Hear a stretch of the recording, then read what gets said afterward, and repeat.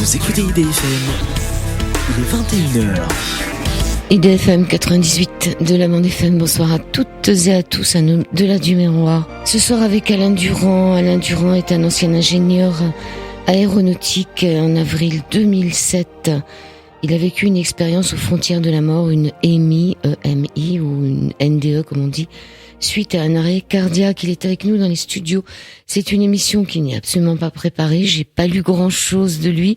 Je peux vous dire juste ce qu'il m'a envoyé. Il me dit que sa vie s'effectue en 5 grandes étapes, une par décennie. Dans les années 60, il était ingénieur de l'aéronautique. Il a travaillé sur des engins balistiques stratégiques nucléaires, les SSBS et les MSBS. On ne sait pas ce que c'est, mais ça doit être quand même intéressant. En 70, après un MBA à l'INSAD, il prend le poste de directeur technique d'une grande société de construction de maisons individuelles. Et dans les années 80, il est au plan construction et habitat. Il est nommé directeur de programme IMPEX, import-export, pour le rééquilibrage de la balance commerciale des produits de bâtiment. Dans les années 90, il crée son cabinet Génération Design, qui promeut des mariages entre industriels et designers pour la création de produits nouveaux, compétitifs dans le secteur du bâtiment. Dans les années 2000, il est appelé comme journaliste technique au cahier technique du bâtiment du groupe Moniteur. Et depuis 2010, il est retraité et cherche à approfondir la connaissance des transformations qu'il vit depuis son expérience vécue en 2007 suite à un 3e infarctus. Si je vous ai raconté sa vie, c'est pour vous dire que quelque part c'était un personnage qui était plutôt rationnel. Bonsoir Alain Durand. Bonsoir à vous. Bonsoir. Alain Durand, vous étiez plutôt rationnel, on peut dire, un peu comme Philippe Guillemont hier. Comme on dit dans ces milieux, j'étais un matheux polar. J'étais très polarisé par ça, et très polarisé par la physique. Et les SSBS et MSBS dont vous parliez tout à l'heure, c'était sol-sol balistique stratégique et mer-sol balistique stratégique. Ce sont les engins nucléaires qui étaient au plateau d'Albion et qui sont encore, pour d'autres, dans les sous-marins. Et c'est toujours les mêmes qui sont là. Je les ai créés il y a 50 ans, parce que j'étais assez fortement créateur de ces engins il y a 50 ans, et c'est encore eux qui sont à bord des sous-marins. Voilà. Donc on rigole pas en général avec ces SMBS, et c'est pas des choses avec lesquelles on rigole. Je veux dire, c'est quand même assez sérieux. Oui, j'ai fait des engins en espérant qu'ils voleront pas, puisqu'ils ont tous des charges nucléaires. Donc j'ai le secret espoir qu'on ne les fera jamais voler. D'accord, mais moi aussi, je suis là-dessus. Alors, on va pas parler de nucléaire ce soir, mais de ce qui vous est arrivé. Donc, 3 infarctus. Oui. C'est au 3e que vous avez eu cette expérience. Ce qui m'est arrivé était assez cocasse d'une certaine manière. J'étais un fumeur de pipe invertébré, comme on dit toujours en plaisantant. Et puis un jour, j'ai décidé d'arrêter. Donc, j'ai posé ma pipe, le tabac, et j'ai arrêté de fumer comme ça. Vous avez décidé de casser votre pipe? Oui, c'est ça, en quelque sorte. C'était en 2006. Et puis, je me suis retrouvé très essoufflé, etc. Et à la fin de 2006, j'étais vraiment très essoufflé, ça allait pas du tout. Je marchais avec des cannes, j'arrivais pas à monter un trottoir, etc. Donc, je me suis, compte tenu, ça faisait 50 ans que je fumais le cigare. Je me suis dit, j'ai pas envie qu'il m'annonce des couleurs au niveau de mes poumons, j'étais pas très pressé. Et puis, alors donc, finalement, il a fallu que j'aille chez le médecin. Le médecin m'a dit radio. Le radiologue m'a dit, vos poumons, c'est une merveille. J'ai su après pourquoi. Mais alors, le cœur, peut-être que je le trouve un peu gros. Bon, alors, du coup, je reviens chez mon médecin, qui me renvoie immédiatement chez le cardiologue. Et chez le cardiologue, je lui dis, vous savez, je suis un peu fatigué, puis je pense que je vais prendre des vacances. Il me dit, c'est pas ça du tout. Je vous mets des petits patchs pour ne pas mourir sur place. Vous vous habillez lentement et je m'occupe du reste. Et le reste, c'était ambulance, hôpital, direct. Et c'est parce qu'il me dit, vous êtes complètement en infarctus. C'était le 2e. Parce que mes essoufflements, c'était j'ai vécu pendant 4 mois avec un infarctus. Alors, bon, voilà. Et puis, après. Qu'est-ce qu'ils vous ont fait? Ils vous ont mis Ils m'ont mis des stents sur une coronaire. Donc, quand ils m'ont mis une stent, ils m'en ont mis 4. C'était vraiment refaire la tubulure, les tuyauteries complètes.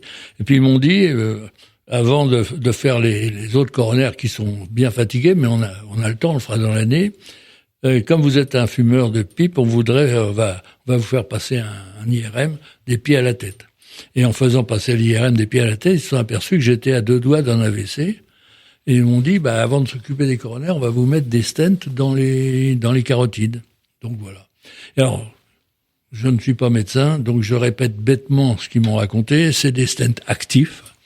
Donc quand il y a des stents actifs, le problème c'est ils résonnent comme si c'était une greffe, quelque chose de grave. Donc ils surveillent qu'il n'y ait pas de rejet. Donc ils me rappellent 3 semaines après m'avoir posé ces stents. Ils me rappellent 3 semaines après pour vérifier qu'il n'y ait pas de rejet. Donc moi je suis arrivé, c'était un mercredi. J'arrive tranquillement à l'hôpital, mon journal sous le bras, pour passer une demi-heure à me faire analyser avec mes stents.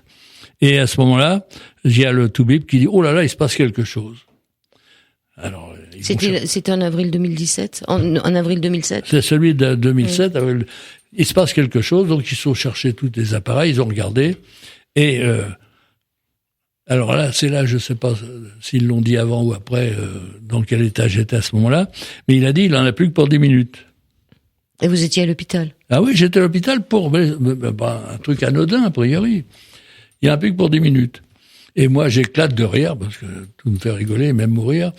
Et je leur dis, c'est sympa d'avoir été bref, parce qu'on a le temps de prendre une décision. Et alors, il me dit, qu'est-ce qu'on fait? J'ai dit, on y va. Hein. Ça ne rigole pas, on y va. Donc, sur le bloc opératoire. Comment? Sur le bloc opératoire. Ouais. Oui. Et alors, il dit, d'accord. Donc, ils m'ont mis sur un grand chariot à roulettes. Le bloc opératoire était 3 portes plus loin. Pendant qu'ils me mettaient sur le truc à roulettes, ils ont appelé les chirurgiens, bloc opératoire d'urgence, chirurgiens, toute l'équipe d'opération directe. Et puis, voilà. Et là, j'ai plus rien vu après ça. Plus rien. C'est-à-dire la dernière image que vous avez, c'est quoi? Vous êtes sur J'étais au milieu de la porte, et la dernière image que j'ai, c'était le chambranle de la porte. Après ça, plus rien. Terminé. Et je me suis ressorti de là, le samedi suivant, dans c'est pas une chambre, c'est, je sais pas comment, les pièces de réanimation, oui, je sais pas quoi, avec des tuyaux partout, des écrans partout, etc. Et j'ai commencé à engueuler tout le monde. Mais alors, vraiment, je les ai engueulés, hein, parce que on dit compte, j'étais vraiment très bien où j'étais, pourquoi vous m'avez ramené ici, etc. Et là, c'est à ce moment-là qu'ils se sont dit, il a vécu quelque chose. Et effectivement, il est passé de l'autre côté, parce que, rouspétait comme il rouspétait. Alors, combien de temps vous êtes resté de l'autre côté du miroir? Je sais pas. Enfin, moi, je suis rentré le mercredi après-midi, et je suis ressorti de coma le samedi après-midi. Entre les deux, combien de temps je suis resté, j'en sais rien. Mais vous avez des souvenirs quand même j'ai le souvenir de tout ce que j'ai vécu. Alors là, la NDE, je l'ai vécu complètement. Et ça, mais je peux pas dire, est-ce qu'on vit ça très vite ou pas vite? Je sais pas. Je peux pas dire ça. Aucune idée. Simplement, je sais que la partie coma, c'est celle-là. Et la NDE s'est passée pendant la partie coma. C'est tout ce que je peux dire. Alors, ça s'est passé pendant la partie de votre coma, mais ça n'a pas duré dans l'espace-temps, donc le temps n'existe plus là-haut. Donc vous n'êtes pas allé très très loin par rapport à d'autres. Donc qu'est-ce qui s'est passé quand même? Comment ça s'est passé? C'est-à-dire que d'abord, je me suis retrouvé, j'ai quitté mon corps par la fontanelle. Et puis j'ai vu mon corps partir, je me souviens, il était encore habillé en bleu, alors que je m'habille jamais en bleu, mais je sais pas pourquoi comme ça. Il est parti, je fais ce geste-là parce que il est parti sur mon côté gauche en descendant. Il est parti, moi j'ai plutôt l'impression que c'est vous qui êtes parti de votre corps. Alors on va revenir parce là-dessus, parce qu'en permanence, je sais pas si c'est moi qui bougeais ou si c'est moi qui étais un centre fixe et tout bougeait autour. Ça, je peux pas le dire parce que j'avais aucun référentiel qui me disait qui bougeait par rapport à quoi. Mais bon, est-ce que vous voyez votre corps quand même, puisque vous dites qu'il est parti? Et alors, ce qui était intéressant, c'est que je le voyais que jusqu'au genou. Je voyais pas sur quoi ici il était posé sur quelque chose. Enfin, il y avait plus de référentiel espace. Il était allongé quand même. Non, il était debout. Il partait en marchant. Ah oui, donc vous avez vu votre corps, mais pas de dos. Ça fait drôle d'ailleurs de se voir de dos, marchant et partant. Comme s'il partait pas dans le même sens que vous. Ah ben moi, oui. Alors, si c'est moi qui étais fixe, il descendait légèrement sur ma gauche. Il était debout alors que vous étiez couché. Ah oui, il était debout. Et alors bon, et moi à ce moment-là, je me suis retrouvé là et devant cette espèce de vortex.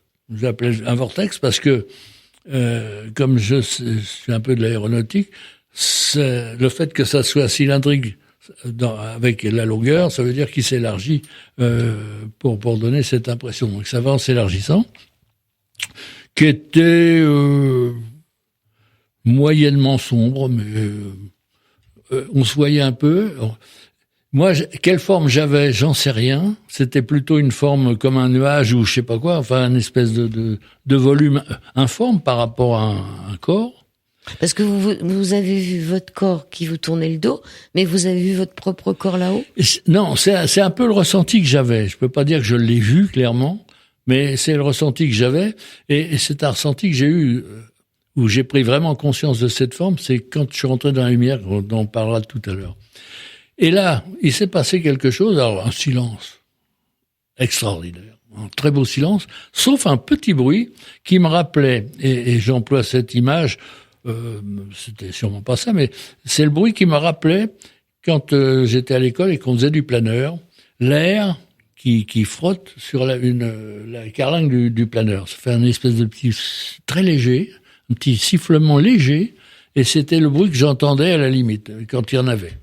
Et bon, et je suis, alors parti ou pas, j'en sais rien, puisque je ne sais pas si c'est moi qui me déplaçais dans ce tunnel, ou si c'est moi étant fixe, le tunnel se déplaçait vers moi.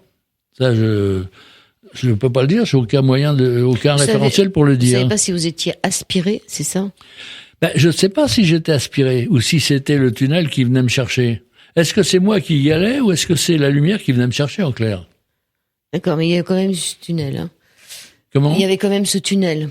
Il y avait Il était pas très long, mais il y avait un tunnel.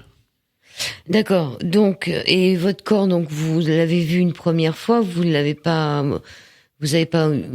étiez surpris de vous voir de dos, c'est ça? De pas et après, voir... il est parti, il a disparu, je m'en suis plus occupé. Je n'ai fait que le retrouver à la fin de l'expérience.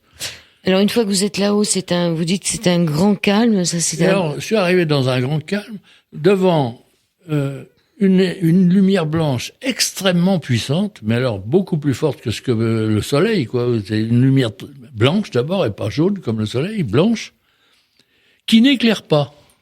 Qui n'a pas d'ombre. Qui n'éclairait pas le tunnel. Le tunnel n'est pas éclairé par cette lumière. On a l'impression que la lumière, elle s'arrête comme avec un voile ou quelque chose, mais bon. Et alors on traverse cette espèce de voile, comme un peu le miroir d'Alice au Pays des Merveilles, et on rentre dans la lumière.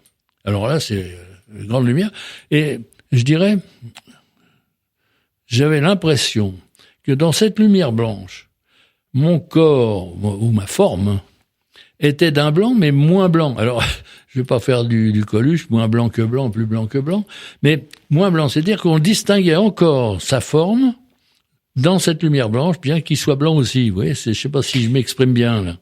C'est-à-dire que vous arriviez à vous voir. Je sais pas si c'est me voir ou me sentir, exactement. Mais vous étiez encore, j'étais encore là. J'étais pas encore retourné complètement dans cette grande lumière blanche. Et ça s'est arrêté. Et puis, j'étais éjecté, retour, en arrière. Donc, j'ai fait le chemin arrière, exactement comme j'ai fait l'aller. Et à ce moment-là, j'ai trouvé ma dépouille qui était par terre. J'appelle ma dépouille parce que c'était ma dépouille. Et je suis rentré dans mon corps par la fontanelle. Donc là, vous avez vraiment vu votre dépouille en redescendant. Ah ouais. Et je suis rentré par la fontanelle. Et alors avec quelque chose d'absolument désagréable que j'ai vécu des années derrière. Et que vous vivez encore, vous dites? Comment? Et que vous vivez encore? Non, parce que je vous expliquerai après. Mais je suis rentré dans mon corps et ce qui est rentré dans mon corps était plus grand que le corps lui-même. Oui, vous étiez à l'étroit. Donc j'étais à l'étroit. Alors j'avais la tête serrée, les tempes partout, j'étais pas bien. Et alors l'expérience, le plus flagrant, ça a été la tête, mais c'était vrai pour tout, parce que j'étais obligé de changer des vêtements et tout un tas de trucs. Mais Je faisais 58 de tour de tête, je connaissais parce que j'adore porter chapeau, les casquettes et autres. Et maintenant, je fais du 60. Ah bah ça, c'est invraisemblable. Donc vous avez la tête qui a gonflé. Ouais. Alors évidemment, tous les autres se chargent de me dire, t'as pris la grosse tête. T'as la grosse tête. J'ai droit à tout ça. Mais c'est intéressant, c'est-à-dire que quand je me suis senti bien, je me suis aperçu que mes chapeaux, je les posais sur la tête comme un clown, ils rentraient plus. Ouais. Alors, il y a quand même quelque chose que je me demande. Où est-ce qu'il est parti, le premier être que vous voyez de dos jusqu'au genou? Ah ben j'en sais rien. Aucune idée. Ouais. Et je me suis jamais posé cette question. C'est une bonne question. Ouais. Je me suis jamais posé cette question. À la limite, je lui en veux un peu parce que de m'avoir, je lui en veux un peu. C'est peut-être lui qui m'en veut un peu de l'avoir laissé tomber, de le récupérer. Et je pense qu'aujourd'hui, si j'ai tout ce que j'ai, mes cannes et tous mes problèmes de santé corporelle, c'est est-ce qu'il se venge pas que je l'ai abandonné momentanément. Ça, c'est. Mais est-ce que vous l'avez abandonné ou est-ce que c'est lui qui a c'est un... À partir du moment où je suis sorti de la Fontanelle et qu'il est parti, c'est 50-50, hein. C'est lui qui s'en va, moi aussi, qui abandonne l'autre. Mais la façon dont je suis revenu, a priori, c'est lui qui me fait payer d'être revenu. Alors, est-ce que vous êtes le même homme maintenant que vous étiez avant? Pas du tout. D'accord. Donc, est-ce que ce serait pas le même qui serait rentré après?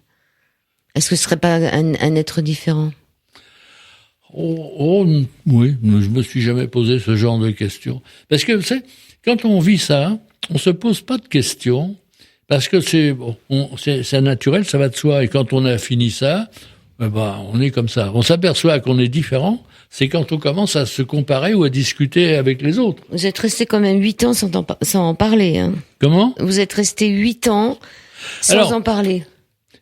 J'ai parlé par doses successives, un peu chez moi, mais sans plus pour pas passer pour un illuminé, parce qu'on est à la limite de ça, on passe pour un allumé. Mais et puis ça, chez moi, ça m'a permis de pouvoir expliquer pourquoi j'allais changer de vie. Au bout d'un an à peu près, c'était au journal, j'étais revenu au journal.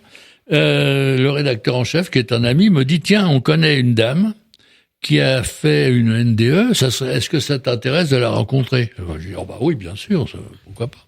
Alors on s'est réunis chez elle, elle avait organisé un petit repas buffet debout, et puis on était une dizaine d'amis, elle, 5 amis, moi 5, grosso modo. Et on a discuté pendant 3 heures avec cette femme.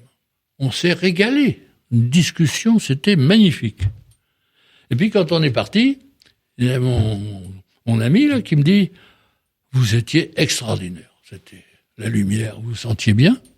Nous, autour, on n'a rien compris à ce que vous racontiez. Et là, je me suis dit, effectivement, c'est le moment de se taire, parce que si nous, on s'est compris, mais que personne ne nous comprend, ça va être tout le temps comme ça, toute notre vie. Donc, silence absolu. Donc, silence absolu, j'en ai plus jamais parlé, sauf il y a en décembre 2015, on m'a demandé de faire une petite conférence sur mon expérience de la lumière. Voilà. Alors, j'ai fait cette conférence devant un public averti, et pour un certain nombre, et très demandeur pour d'autres. Donc j'ai fait cette conférence, et moi je me suis dit, ça y est, je vais avoir parlé de mon expérience, et ils vont me dire ce qu'ils veulent, je range tout, et puis au revoir, on n'en parle plus. Ça a fait tout à fait le contraire. J'ai passionné tout le monde, je m'en revenais pas, mais ça a passionné tout le monde. Ils m'ont pris ma conférence qu'ils ont promené dans le monde entier avec tout un tas de gens spécialistes. C'est comme ça que j'ai connu des Ben Alexander et tout un tas de gens, parce qu'ils avaient envoyé ça à ces gens-là, qui m'ont après contacté, puis finalement, maintenant, on se connaît couramment. Bon, puis très bien. Et c'est la première fois ce soir que je parle devant un public que je ne sais pas s'il y a des gens avertis, il y a des gens qui doivent sûrement pas être avertis, il y a des gens qui doivent pas du tout absorber ce genre de ceux qui n'absorbent pas ne nous écoutent pas, donc de toute façon on parle pas pour eux. On va faire une pause musicale et on va se retrouver tout de suite après sur l'antenne d'IDFM. Une petite pause de rien du tout. Deuxième partie de cet Au-delà du miroir sur l'antenne d'IDFM, sur le 98 de la bande FM. Ce soir nous sommes avec Alain Durand, qui nous raconte son expérience de décorporation, on peut dire, et de passage dans un monde un peu plus lumineux que le nôtre, qui s'est passé en avril 2007. Alors là, vous rencontrez des personnages assez intéressants. Sur votre chemin arrive le père Brune. Il arrive comment, le père Brune? Oui. D'abord, moi, j'ai une évolution personnelle puisque je me suis retiré en ermite dans une petite maison dans les bois, etc. Je suis toujours en relation avec ma famille sans problème, mais j'avais une vie tellement décalée que c'était invivable pour tout le monde, y compris pour moi d'ailleurs. Donc, de me retrouver tout seul en ermite dans ma campagne, c'était très bien, et je vois ma famille et je pense que je les ai bien débarrassés de tous les soucis, parce que je me suis aperçu que je vivais sur un rythme qui était plutôt de 28 heures à cette époque-là au lieu de 24 heures. Donc ça se décalait, puis alors je me retrouvais, et aujourd'hui je prends mon petit déjeuner à 4 heures du matin, je travaille plus la nuit que le jour, enfin, etc. Un chapeau qui était un ami qui me connaît, et souvent il m'envoie un mail en me disant mais c'est l'heure où tu te lèves ou tu te couches quand il reçoit un mail de moi. Hein, c'est pour dire, on est complètement décalé, et oui, on voit pas les choses de la même manière. Alors, votre question? Ma question, c'est comment vous en êtes arrivé à rencontrer le père Brune? Alors, quel est le premier moment où vous vous êtes rendu compte qu'il y avait d'autres personnes qui avaient vécu la même chose que vous? D'abord, quand j'ai fait cette rencontre avec cette femme, je me suis dit, tiens, effectivement, il y a quelque chose qui a changé. Deuxièmement, je suis revenu pour accomplir des inaccomplis. C'est pour ça qu'on revient. Mais ça, vous le saviez? Non, je ne savais pas. Je l'ai découvert après. Et je l'ai découvert parce que je me suis retrouvé avec des personnes que je devais aider à accomplir quelque chose. Et il s'est trouvé que ça m'a fait des chocs forts. Par exemple, quelqu'un qui vient pas à un rendez-vous. Et moi, je me suis écroulé dans Paris, sur le trottoir des Champs-Élysées, je me suis écroulé comme une masse. Pourquoi? Parce que la personne n'était pas venue? Parce que la personne n'était pas venue. Je sais pas pourquoi je me suis écroulé, mais là, je me suis dit, c'est quand même quelque chose de terrible, c'est que le ressenti qu'on a de ces gens-là, c'est le corps entier qui le ressent, c'est pas une vue intellectuelle ou etc. Et ça sont des éléments de réflexion en disant, ces gens, on en fait partie. On fait partie d'eux. Et à partir du moment où ils sont pas là, on s'écroule. Alors c'est une profonde réflexion que j'ai, qui dit, quand on revient, on n'est plus soi-même. On est le monde. La totalité du monde. Et dans cette totalité du monde, on représente tout. Et je dis ça parce que j'ai eu, je dirais, la réponse à toutes les questions qu'on peut se poser dans cet univers blanc de lumière. Mais j'ai aussi des réponses à des questions que je me suis jamais posées. Oui, vous dites que vous étiez dans la connaissance pure. Oui. Et dans ce contexte-là, la première des choses que je vais commencer à faire, je me suis dit, mais quel genre de questions j'aurais dû poser pour avoir ces réponses-là? Jusqu'au moment où je me suis dit, ça sert à rien de chercher les questions puisque j'ai les réponses. Donc, j'en suis arrivé. À quoi je perds mon temps? J'ai autre chose à faire que de chercher des questions. Et j'en suis arrivé à dire ce que je dis maintenant simplement. Je ne crois plus, je sais. Mais je sais, mais ne connais pas. Ah, pardon. Je sais, mais ne connais pas. Parce que entre le savoir absolu, le grand savoir, et la connaissance, il y a une zone d'incomplétude qui est insoluble là, dans cet espace-temps dans lequel on vit. Oui, parce que là-bas, on connaît, on a la naissance en soi. De l'autre côté, on n'a pas de problème. On sait tout. Il n'y a plus d'incomplétude. Mais l'incomplétude, c'est dans notre espace-temps. Et on s'aperçoit d'une chose, c'est que entre la naissance et la mort, que je dis la mort que nomme le profane, parce que c'est une période que nous devons vivre, une épreuve que nous devons vivre dans notre vie éternelle. Faut faire des preuves alors. Faut donner des preuves. Vous dites que c'est une épreuve, donc il faut qu'on donne des preuves de quoi? Vous trouvez que la vie est drôle? Non, mais il faut donner des preuves de quoi?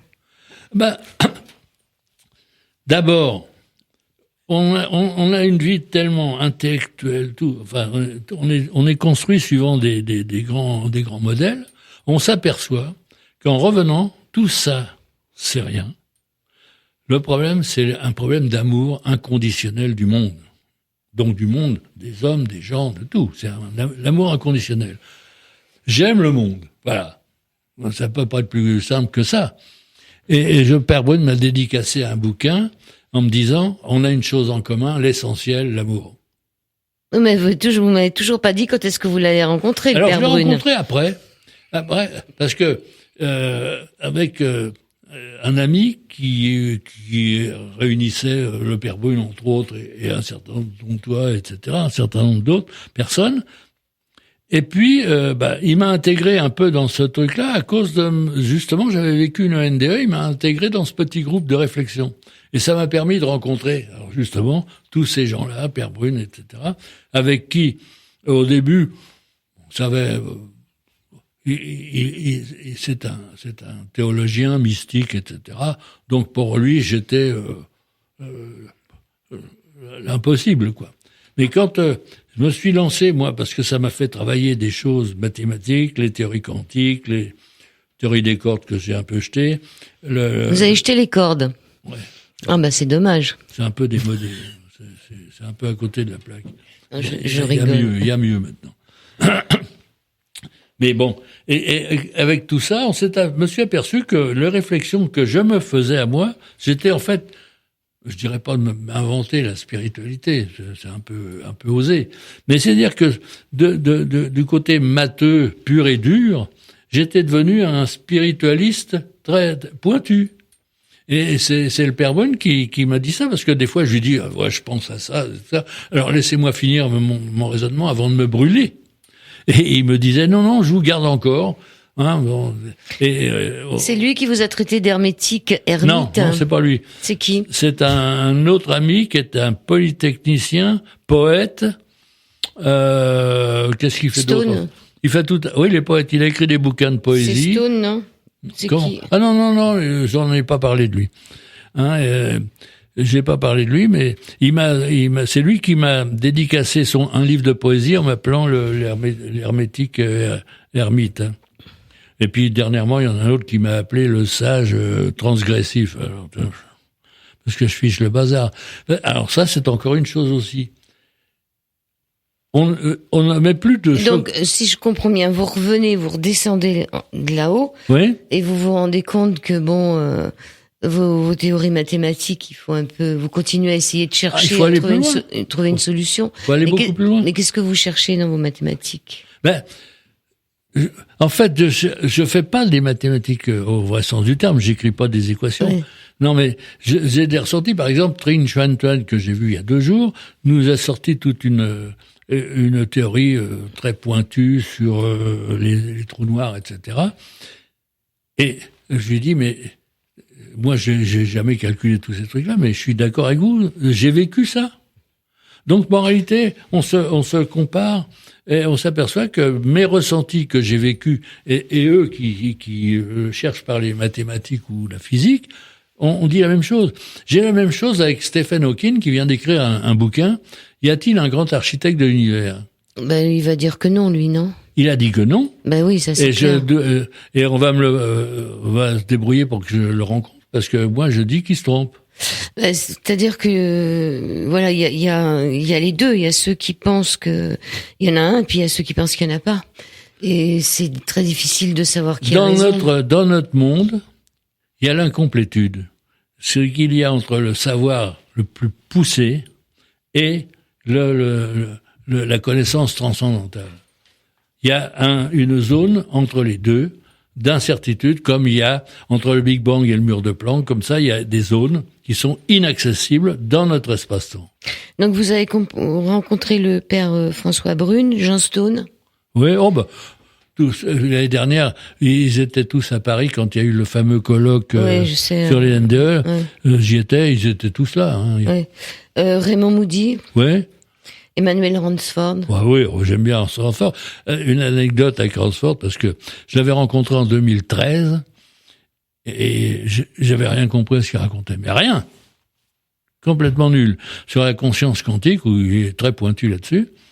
Et puis, là, en 2017, je l'ai réécouté. Et là, vous avez compris. Et on a pris un pot après au bar, et puis j'ai dit non, t'as fait des progrès, parce que non, j'ai tout compris. Il me dit, mais j'ai rien changé à ce que j'ai dit, c'est toi qui as bougé. Ah, et là, voilà encore un truc qui est intéressant. Le fameux connais-toi toi-même de Platon, de Platon, Socrate. C'est là qu'on le voit. Connais-toi toi-même, c'est les autres qui te font te connaître toi-même dans ce contexte-là. Alors, ce qui est intéressant, c'est qu'ils ont tous été, enfin, il y a cette théorie du multivers qui arrive un peu partout. Je sais qu'Emmanuel Ransford, il y croit pas, il est très discuté quand même, hein, Ransford. Il la récuse. Alors, Trinh Xuan Chuang, il en a parlé un peu? Trinh Xuan Chuang, TXT, hein. Ça va, on gagne du temps en disant TXT. Et il dit, je ne crois pas, enfin, je n'ai pas la preuve qu'il y ait des multivers, ça existe, mais je suis prêt à croire, si on me le démontre, je suis prêt à l'accepter. Mais pour l'instant, je peux pas l'accepter, parce que c'est pas démontré, c'est un peu spécial.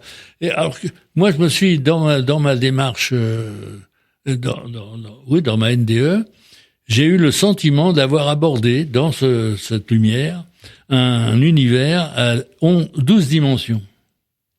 Ah ben c'est ce que dit Philippe Guillemont. Et Guillemont, Guillemont le dit peut-être, mais un autre physicien aussi le dit. Et aujourd'hui, on a la certitude qu'il y a un univers parallèle à 11 dimensions. Alors, il se trouve que moi, il y a 10 ans, j'ai dit ça, et puis voilà. Donc, c'est intéressant de voir qu'on est proches les uns des autres, hein, sur ce sujet. Quand on aborde ces sujets-là, on est tous proches les uns des autres, que ce soit les théologiens, les physiciens pointus, Marie-Louise von Franz, enfin toute l'équipe de Jung, qui est sur la conscience aussi. Finalement, on est tous sur les mêmes choses. Le problème, c'est que l'homme a une conscience extérieure à lui, qui va vivre sa vie et qui est indépendante du cerveau. Il n'est pas créateur de sa conscience, de ce qu'il est. Et il est dit, par ailleurs, dans ce grand architecte de l'univers, ce créateur, dont une parcelle est en chacun de nous. C'est-à-dire que à la naissance, on reçoit quelque chose et on va le faire vivre. Soit on l'accepte tel que, et à ce moment-là, on devient ou religieux, ou on suit des philosophies, des religions, etc. Mais on est dans un déterminisme pas possible. Alors que si on devient créatif, imaginatif, etc., on devient créateur d'éléments d'enrichissement de la conscience qu'on a reçue en dépôt, et on réenrichit la conscience collective. Ah oui, on arrête d'être donc le travail de recherche qui peut être fait est un travail d'enrichissement de la conscience collective. Donc on n'a pas de complexe à avoir, de dire j'ai trouvé des trucs. Mais aujourd'hui, je trouve que le monde, et c'est un ressenti que j'ai, je l'écris, j'en parle dans la semaine prochaine, le monde regarde l'avenir dans un rétroviseur. On regarde le passé, oui.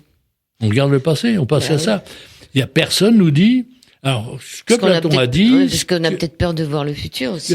Tout ça, mais qu'est-ce qu'on sera dans 40 ans ou 50 ans? Personne ne prend des risques là-dessus. Alors qu'il y a des sortes d'évidences qui apparaissent.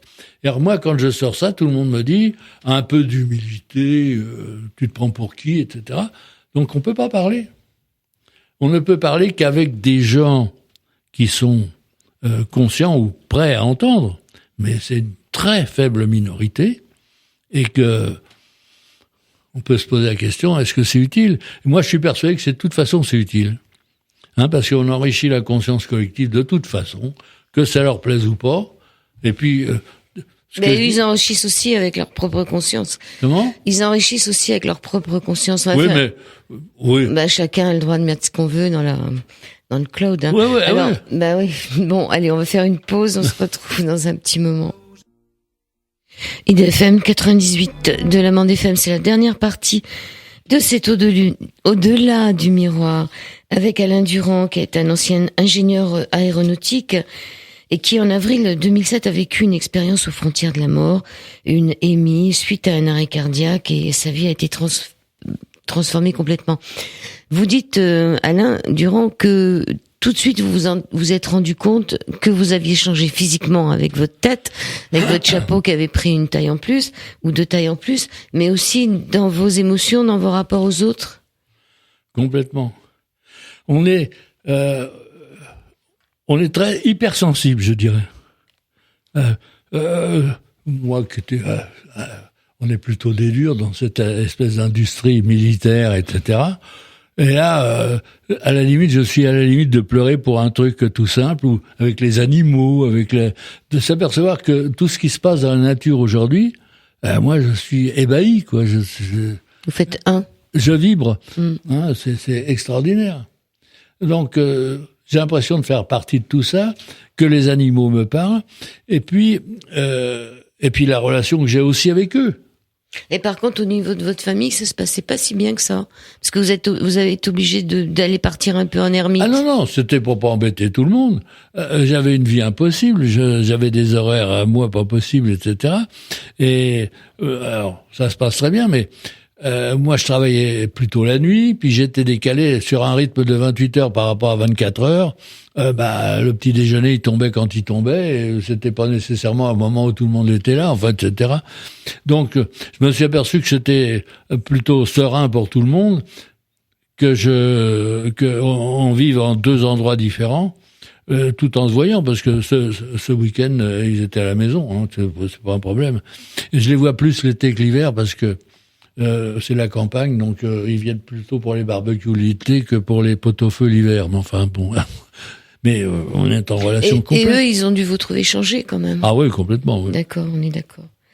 Alors, il y a quelque chose qui m'a bien plu dans votre histoire, parce que vous dites que vous avez rencontré un monde super lumineux, où il y a toute la connaissance, où il y a tout l'amour, où on se sent un peu rentré chez soi, et que quand vous êtes redescendu, vous vous êtes rendu compte que finalement la seule importance dans cette histoire, c'est qu'il faut ramener ça.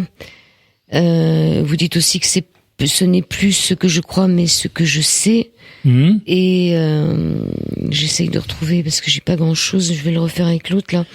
Et vous dites à un moment aussi que, attendez, il veut pas le sortir, hein, qu'il faut être soucieux de sa perfection avant de se dépenser pour aider les autres. Ah oui? Et conquérir leur propre perfection. C'est important. Ouais. C'est un problème. Ça, c'est un problème totalement terrestre, espace-temps, etc. Avant de commencer à aider les autres, il faut qu'on soit déjà cohérent soi-même. Mais quand on a vécu une expérience comme la NDE, on est, peut-être que je me trompe, hein, mais on est par nature, on est cohérent. On est cohérent. Donc, ici sur Terre, je m'oublie complètement. Plus aucun intérêt. C'est ce que je disais tout à l'heure. Moi, ce que je veux, c'est pas être enquiquiné pour faire les courses, pour faire les trucs, donc un minimum vital sympathique. Mais je cherche pas à m'enrichir ou autre chose. Je suis là pour aider les gens. Il y a des problèmes, je fais quelque chose, je les informe. J'ai l'expérience d'une femme qui était dans le journalisme à l'époque et qui m'avait dit j'aimerais bien que j'aurais aimé que vous soyez mon père. Bon.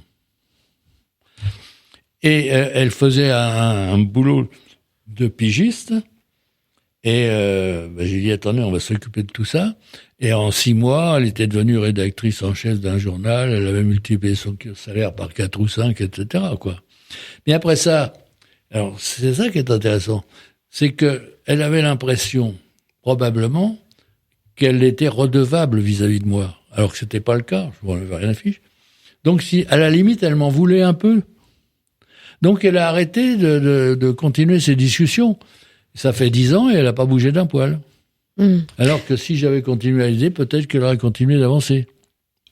Ouais, parce que vous pensez que le fait qu'on aide les autres, on est débuteur jusqu'à la fin de sa vie et on leur en veut. Aider, pour faire tomber les obstacles et les aider. Mais est-ce qu'elle vous avait demandé de l'aider?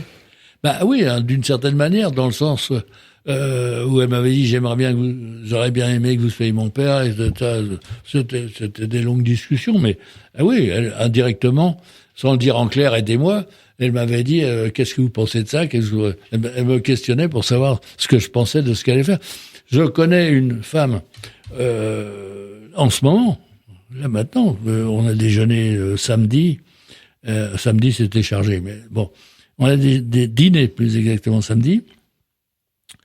Et cette femme elle me posait la question, voilà, elle a 42 ans, quelque chose. Voilà, je pense qu'il faudrait que je bouge un peu, etc. Et je l'ai aidé en lui disant, il faudrait que tu fasses ça, il faudrait que tu fasses ça, il faudrait que tu fasses ça, c'est ça, ça irait comme ça. Et elle a commencé à le faire. Et ben, ça commence à bouger. Et à mon avis, alors, à un moment, je l'ai freiné parce que je lui ai dit, fais pas ça tout de suite, t'es en train de te planter. Enfin, alors, c'est quoi votre perfection dans l'histoire? Être soucieux de sa propre perfection avant de se dépenser pour aider les autres. Ah ouais? Mais alors, ça sur Terre, c'est un des travails. Parce que si on essaye d'être parfait, on se rend compte à quel point on l'est pas. Hein. Bah évidemment. Mais je pense que quand on a fait une NDE, on n'est pas plus parfait qu'autre chose. Surtout, on est à la fois bien considéré et à la fois on fait peur. C'est fou ce que je peux faire peur aux gens. Moi. C'est terrible. Je le ressens. Ouais, je connais quelqu'un, je lui dis, oh bah dis donc, je vais te dire ce qui va t'arriver dans les 6 mois. Là, mais faut pas lui dire si vous le demande pas. Non, mais. D'accord. Non, c'est quelqu'un que je connais bien. D'accord. Je lui dis, ah, bah, dis donc, il va t'arriver ça dans les 6 mois, là, ça sera intéressant, hein, tout ça. Et alors, je lui dis, je te raconte, elle me dit, surtout, me raconte rien. Je lui dis, pourquoi tu crois pas ce que je te raconte? Non, mais il vous a rien demandé, donc faut rien lui dire. Ah ben non, mais ça s'est passé comme ça, mais. Bon, moi j'aimerais qu'on aborde le sujet qu'on a abordé un peu avant l'émission. Ouais. C'était avec Philippe Guillemont hier, sur ceux qui s'en vont plus tôt et ceux qui s'en vont plus tard. C'est-à-dire pourquoi il y en a qui partent tôt et d'autres qui partent moins tôt. Et je crois qu'on ne l'a pas abordé hier parce que on n'a pas eu le temps. Et on dit que ce sont les meilleurs qui partent les premiers. Et Philippe Guillemont, dans la fin de son livre, rencontre son guide à la fin et lui demande si ils vont se revoir bientôt. Et c'est lui-même qui a la réponse en disant qu'il n'a pas assez aimé sur Terre pour mourir, quoi. C'est-à-dire, ce qui voudrait dire que c'est les meilleurs qui partent en premier parce qu'ils ont donné plus d'amour. Et ça fait réfléchir, cette phrase. Ah ouais, tout à fait. Alors là, moi, je le suis sur cette idée-là. Hein, parce que, d'une certaine manière, quand je dis on a des inaccomplis à accomplir, ça relève de ça. C'est-à-dire que c'est des gens qui sont un petit peu perdus, etc. Mais on va pas les aider techniquement sur la vie. On va les aimer, on va faire partie de leur vie et tout ça, et ils vont venir. Il y a une relation, je dirais, de cœur à cœur qui s'opère, et cette relation ne se mesure pas, mais elle est très puissante. C'est-à-dire que moi, les gens avec qui que je connais, j'ai l'impression de vivre avec eux, bien qu'ils soient à distance. Hein, j'ai senti quelqu'un qui partait en sucette avec des bêtises, qui était quand même à 10 000 kilomètres de chez moi, et j'avais dit à un ami, cette fille-là, elle va avoir des problèmes en novembre. On était en juin. Hein. Et puis le 13 novembre, je reçois un message, SOS. Alors comment vous expliquez ça? Vous êtes là pour prévenir, vous êtes là pour guérir? Non, mais je pense qu'il y a une chose qu'il faut oublier, c'est il faut arrêter d'analyser, parce que c'est une perte de temps d'analyser pourquoi on fait ça. Pourquoi on fait pas? On le fait, point. Oui, mais en même temps, les gens sont pas prêts de vous entendre. On n'est pas obligé de les forcer à nous écouter. Ah ouais, non, ben je les force pas non plus à m'écouter. D'ailleurs, qu'est-ce que vous pouvez faire dans ces cas-là, à part avoir l'information? C'est une grande discussion que j'avais eue, parce que quand j'avais ressenti ça, j'avais discuté avec un certain nombre de gens qui avaient vécu des NDE en disant, déontologiquement, je lui ai dit que je raconterai rien. Je ne dois rien raconter, mais je vois qu'il risque d'y laisser sa peau. Est-ce que je fais quelque chose? Déontologiquement, c'est un vrai problème. Ils m'ont dit non, tu dis rien. Ben oui, mais alors quel intérêt d'avoir ces informations-là? Parce que alors, il nous reste très peu de temps. Il y a quand même une nostalgie, non? Comment? Il y a quand même une nostalgie. Oui, en permanence. Hein. On est nostalgique en permanence, mais je dirais pas que c'est pas négatif. Vous avez engueulé les médecins quand ils vous ont réveillé parce que quelque part vous vous sentez puni ou? Non, parce que ce bas monde est incompliqué, pas possible, alors que j'étais bien heureux. D'ailleurs, c'est la première fois que j'ai employé le mot, j'étais bien heureux. Et quand on regarde ce que veut dire bien heureux dans la religion, ça veut dire que j'avais acquis une certaine santé, Mais sans le dire, toi. Parce que ce qui se passe, c'est qu'on vit un certain nombre de choses. Quand je me suis dit quelle question j'aurais dû poser, je me suis dit je perds mon temps. Le vrai problème, c'est de vivre ce que l'on a à vivre, d'aimer les autres. Mais de s'aimer soi-même. Mais c'est pour ça que je reprends la phrase de tout à l'heure. Mais aimer les autres, ça veut pas dire être soucieux de sa les prendre en main. Être soucieux de sa perfection aussi.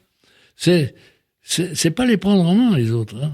Mais aimer les autres, c'est les mettre, de créer peut-être un contexte global, général, favorable à leur évolution, etc. autour d'eux. Hein, mais de les coucouner, d'une certaine manière, mais en aucun cas. Alors, je sais que c'est très compliqué, parce que si on va trop loin, on devient un gourou, on devient... et c'est pas possible, ça. Est-ce que vous aviez une éducation religieuse? Moi, au départ, oui. Non. Parce que vous parlez, mais on voyait... Il y avait une étiquette spiritualiste, peut-être. Ma demeure est pacifiée, comme le dit Saint Jean de la Croix dans la nuit obscure. Ah ouais, non, mais parce que j'ai bien aimé. Puis, je fais de l'astrologie, mais j'ai un astrologue qui était Geoffroy de Souzenel, le mari d'Annick de Souzenel, que j'ai bien connu, puisque j'ai fait des cours d'hébreu avec elle, m'avait dit un jour, t'as un signe qui est astrologique, qui est très voisin de celui d'Ignace de Loyola. J'étais content avec ça. Mais ça veut dire que dans mon signe, il y avait quelque chose d'un petit peu mystique, etc. Mais et d'ermite aussi. Hein. D'ermite, tout ça, ouais, absolument. D'ermite, d'hermétique, l'ermite hermétique mystique. Et de 68 arts. Attendez. Alors, qu'est-ce qu'on peut dire pour terminer l'émission? Est-ce que vous avez envie d'y retourner? Où? À votre avis. Ah oui. Ah oui, non, mais c'est évident. J'en ai absolument pas peur. Alors ça, c'est encore une chose. Comme on n'a pas peur de la mort, on est invincible. Parce qu'on va faire des trucs où tout le monde se dit, oh là, il va m'arriver quelque chose. Mais à la limite, je me dis, s'il m'arrive quelque chose, ça va m'arranger. Tant mieux. Donc, on y va à fond. Donc, on ne craint plus rien. Alors, vous y allez à fond, mais vous n'êtes pas partisan du suicide quand même, pour aller plus vite. Le suicide est une erreur. D'accord. Le suicide, pour moi, dans ce contexte-là, est une erreur. Hein, parce que c'est une décision de cet espace-temps.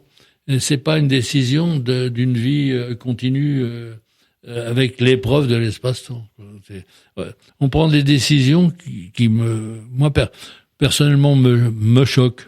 Hein, et je pense que les gens qui se suicident finalement ne trouvent pas ce qu'ils imaginent trouver. En tous les cas, ils sont courageux de le faire. Hein. Je pense pas que ce soit si facile que ça. Comment? Je ne pense pas que ce soit si facile que ça de passer à l'action pour ceux qui se suicident. Ouais, non. Ah non, mais il faut reconnaître que c'est un certain courage. Ça, c'est un autre problème. Il y a un certain courage dans le suicide. Mais seulement, si c'est pour aller rechercher cette espèce de grande lumière blanche et tout ça, il y a peut-être une erreur. Ils vont chercher la paix. Ouais, c'est pas sûr qu'ils la trouvent. C'est pas sûr qu'ils la trouvent. Hein, parce qu'il y a des NDE négatives. Et peut-être qu'ils peuvent tomber dans une NDE négative. Hein, au moment où ils se suicident, il y a un certain nombre de choses, des raisons pour lesquelles ils se suicident, et c'est pas sûr que ce soit des bonnes raisons qui les amènent vers une lumière blanche de bienheureux. Hein. Alors, quel conseil vous pourriez donner à ceux qui nous écoutent? C'est pas facile, parce que on va encore me dire, t'es un gourou, tu te prends pour qui? Un peu d'humilité là-dedans.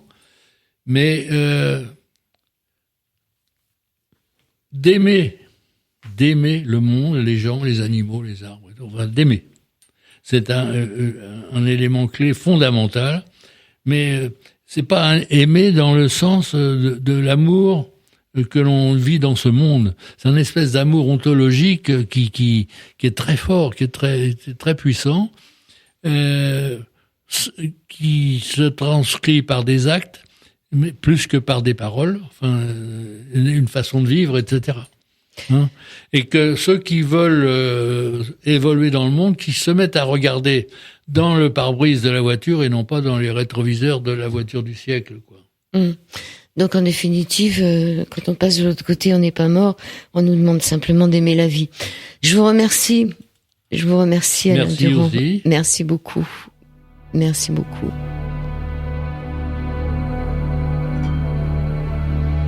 sur les 98 MHz de la bande FM, chargez-vous en ondes positives.